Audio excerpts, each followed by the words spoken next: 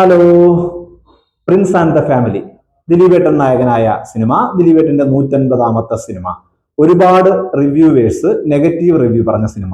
അശ്വന്ത് കോക്കായാലും ഉണ്ണി വ്ളോഗർ ആയാലും ഷെസാം ആയാലും ഇവരാണല്ലോ മലയാള സിനിമയുടെ ഇപ്പോൾ യൂട്യൂബ് റിവ്യൂവേഴ്സിലെ പ്രധാനികൾ. ഇവർ മൂന്നുപേരും നെഗറ്റീവ് പറഞ്ഞ സിനിമ ഞാൻ ഒരാഴ്ചയ്ക്ക് ശേഷം ഇന്നലെ കടയ്ക്കൽ ശ്രീധന്യയിൽ ഹൗസ്ഫുൾ ആയിട്ട് ഫാമിലിയോടൊപ്പം ആണ് പടം കണ്ടത്. ഫാമിലി ആയിരുന്നു മൊത്തം ഉണ്ടായിരുന്നത്. അവരോടൊപ്പം പടം കണ്ടു. പടം ഹിറ്റാണ്. ദിലീപേട്ടനോടുള്ള ഹേറ്റ് മൂലം ഒരുപാട് പേര് നെഗറ്റീവ് റിവ്യൂ പറയുന്നുണ്ട്. ഒരു വ്യക്തിയോടുള്ള ഹേറ്റ് മൂലം ഒരു സിനിമയ്ക്ക് നെഗറ്റീവ് റിവ്യൂ പറയേണ്ട കാര്യമില്ല. സിനിമ നല്ലതാണെങ്കിൽ നമ്മളെല്ലാം പോയി കാണുക, പടം വിജയിപ്പിക്കുക. കല എന്ന് പറയുന്നത് നമുക്ക് എന്റർടൈൻമെന്റ് ആണ്. കലാകാരനായ എന്റർടൈൻമെന്റ് ചെയ്യുന്ന ആളാണ്. ആ വ്യക്തി ജീവിതത്തിൽ എന്തോ ആയിക്കോട്ടെ, ആ വ്യക്തി ചെയ്ത കാര്യങ്ങൾക്ക് ഇവിടെ നിയമമുണ്ട്. നിയമം അതിനായിട്ടുള്ള ശിക്ഷകൾ, അയാൾ കുറ്റക്കാരനാണെങ്കിൽ ശിക്ഷ വിധിക്കും. ഈ സിനിമ തിയേറ്ററിൽ കണ്ടപ്പോൾ എനിക്ക് തോന്നിയത് ഇത്രത്തോളം നെഗറ്റീവ് പറയേണ്ടുന്ന ഒരു സിനിമയല്ല. സാധാരണക്കാരായിട്ടുള്ള ആൾക്കാർ ഒരിക്കലും ഈ റിവ്യൂവേഴ്സിനെ വിശ്വസിച്ചിട്ടല്ല സിനിമ കാണാൻ പോകുന്നത്. അവർ ഫാമിലി ആയിട്ട് വരുന്നു, സിനിമ കാണുന്നു, അവർ എൻജോയ് ചെയ്യുന്നു. ദിലീപിന്റെ ഏറ്റവും സ്ട്രോങ്ങസ്റ്റ് സോൺ എന്ന് പറയുന്നത് ഫാമിലികളാണ്. ആ ഫാമിലികൾ ഈ സിനിമ കാണാനായിട്ട് ഉണ്ടായിരുന്നു. പടം ഇപ്പോൾ തന്നെ 8 ദിവസം കഴിഞ്ഞു. പടം ഹിറ്റാണ്. മുടക്ക് മുതൽ കൂടുതൽ കേരളത്തിലെ തിയേറ്ററിൽ നിന്ന് തന്നെ കിട്ടിയിട്ടുണ്ട്. ദിലീപേട്ടൻ ഏറെ നാളുകൾക്ക് ശേഷം കിട്ടുന്ന ഒരു ഹിറ്റ് സിനിമയാണ് പ്രിൻസ് ആൻഡ് ദ ഫാമിലി. ഇതിൽ ധ്യാനുണ്ട്, സിദ്ദിഖുണ്ട്, കുറെ താരങ്ങളെല്ലാം ഉണ്ട്. പടത്തെ കുറിച്ച് കൂടുതൽ പറയുന്നില്ല. പ്രിൻസ് എന്ന് പറയുന്ന ചെറുപ്പക്കാരൻ തന്റെ കുടുംബത്തിന് വേണ്ടി കുറെ നാൾ ജീവിച്ചു. അയാള് സെറ്റിൽഡ് ആണ്, പക്ഷെ ഫിനാൻഷ്യലി സ്റ്റേബിളുമാണ് അയാള്. പക്ഷെ അയാൾക്ക് വിവാഹം ഒന്നും നടക്കുന്നില്ല. അപ്പോൾ വിവാഹം നടത്താൻ വേണ്ടി അയാൾ നടത്തുന്ന ശ്രമങ്ങളും അവസാനം അയാൾ ഒരു പെൺകുട്ടിയെ കണ്ടെത്തുകയും ആ പെൺകുട്ടി ഒരു ഇൻഫ്ലുവൻസറാണ്, സോഷ്യൽ മീഡിയ ഇൻഫ്ലുവൻസറാണ്. ആ സോഷ്യൽ മീഡിയ ഇൻഫ്ലുവൻസർ ചെയ്യുന്ന കുറെ കാര്യങ്ങൾ അയാളുടെ ജീവിതത്തെ എങ്ങനെ ബാധിക്കുന്നു എന്നാണ് സിനിമ കാണിക്കുന്നത്.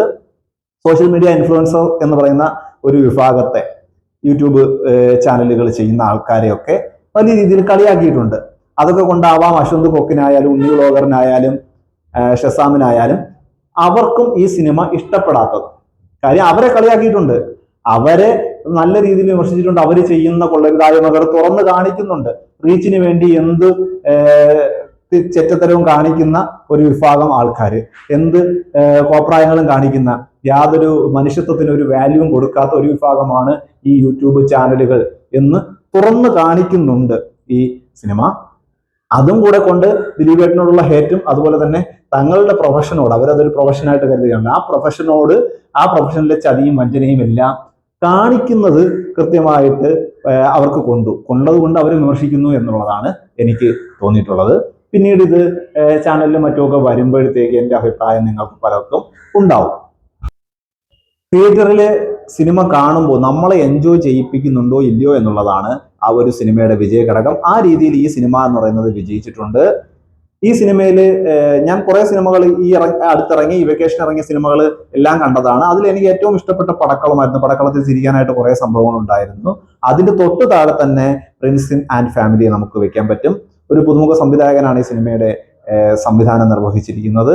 അയാള് അത് നല്ല രീതിയിൽ കൈയടക്കത്തോടു കൂടി അവതരിപ്പിച്ചിട്ടുണ്ട്. പിന്നെ സാധാരണ ദിലീപേട്ടൻ സിനിമകളിൽ ദിലീപേട്ടന്റെ കുറെ കൈകടത്തലുകളുണ്ട്. ആ കൈകടത്തലുകളൊന്നും ഈ സിനിമയിലുണ്ട് എന്ന് എനിക്ക് തോന്നിയിട്ടില്ല. ദിലീപേട്ടൻ കുറച്ചുകൂടെ മാറ്റങ്ങൾ കൊണ്ടുവരാൻ ശ്രമിക്കുന്നുണ്ട്.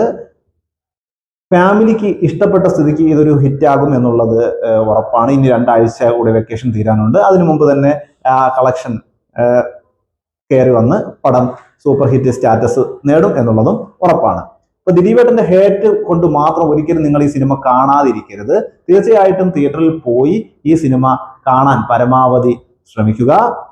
എന്റെ റേറ്റിംഗ് എന്ന് പറയുന്നത് 10ൽ 7.5 ഞാൻ കൊടുക്കുന്നത്. എല്ലാവരും സിനിമ തിയേറ്ററിൽ പോയി കാണുക. എന്നിട്ട് നിങ്ങളുടെ വിലയേറിയ അഭിപ്രായങ്ങൾ കമന്റ് ബോക്സിൽ രേഖപ്പെടുത്തുക. പുതിയൊരു സിനിമയുടെ വിശേഷങ്ങളുമായി വീണ്ടും വരുന്നത് വരെ ബൈ ബൈ.